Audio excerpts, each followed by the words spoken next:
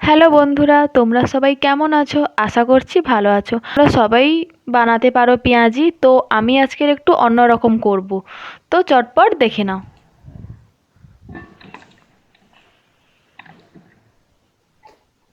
প্রথমে আমি ভালো করে জলে ধুয়ে নেব পেঁয়াজগুলি।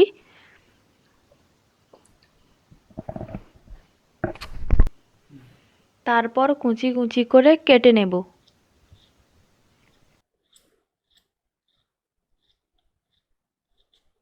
আমি এখানে ছুরিতে করছি না, তোমরা চাইলে ছুরিতেও করতে পারো।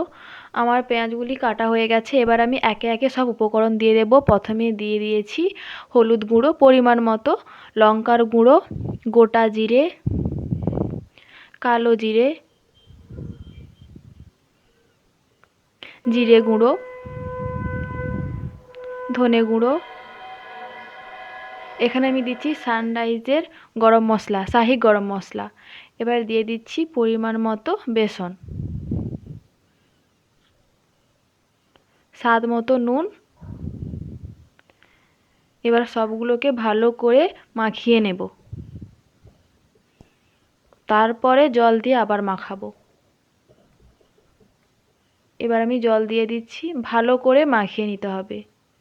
এই মাখানোর কাছেই কিন্তু স্বাদ।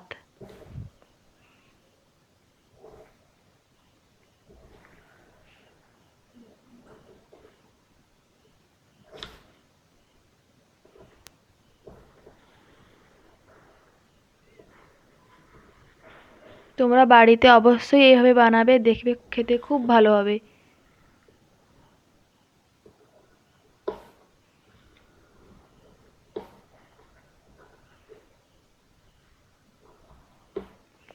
এবার আমি কড়াই বসিয়ে দিয়েছি, এখানে আমার কড়াই গরম হয়ে গেছে। এবার আমি সাদা তেল দিয়ে দেব।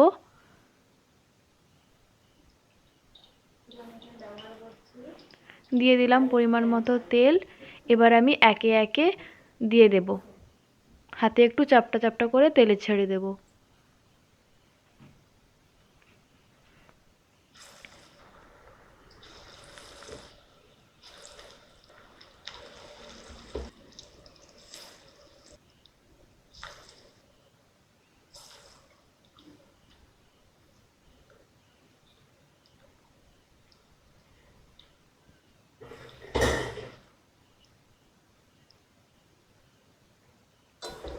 আমি উল্টে দিচ্ছি, আমার এক পাশ লাল হয়ে গেছে,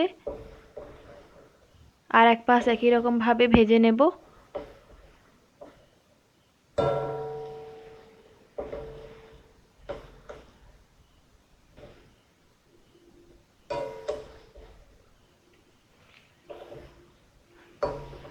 অবশ্যই একটা ভালো লেগে থাকলে অবশ্যই একটা লাইক করে দেবে।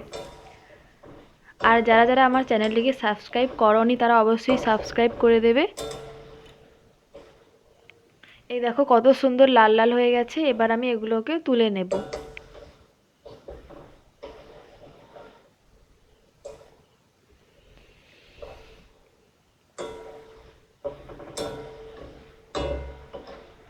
হয়ে গেছে, এবার আমি তুলে নিচ্ছি।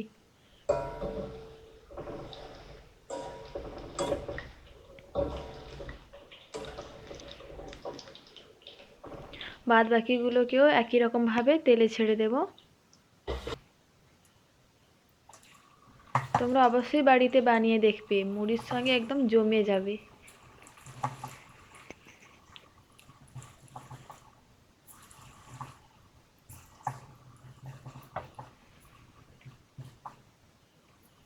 তো আর দেরি না করে চটপট বানাতে বসে পড়ো।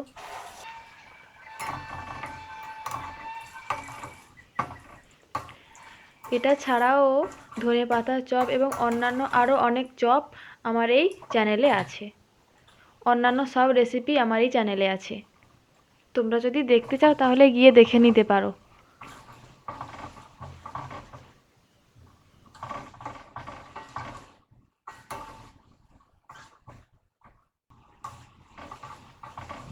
ভাজা হয়ে গেছে, দেখো কত সুন্দর লাল লাল হয়ে গেছে। এবার আমি এগুলোকেও তুলে নেব। এই দেখো, তো আজকের মতো এখানে অবধি, দেখা হচ্ছে পরের ভিডিওতে। এই দেখো মুচমুচে হয়েছে।